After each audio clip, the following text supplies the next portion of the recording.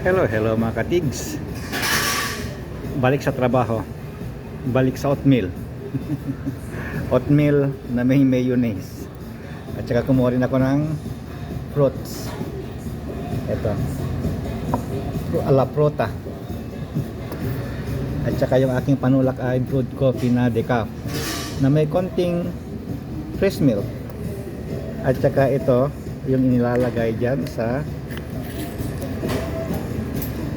oatmeal para may pampalasa. Pero yung yung coffee wala na, hindi na lagyan ng pampalasa yan, ganyan na, para hindi tayo ma-over ng ng sugar.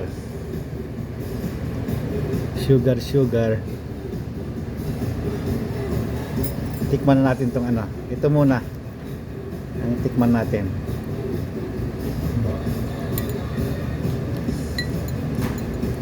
Press na press yung yung blueberry, may tangkay pa ayan, may tangkay pa, kaya tanggalin ko yung tangkay. Ganun ko.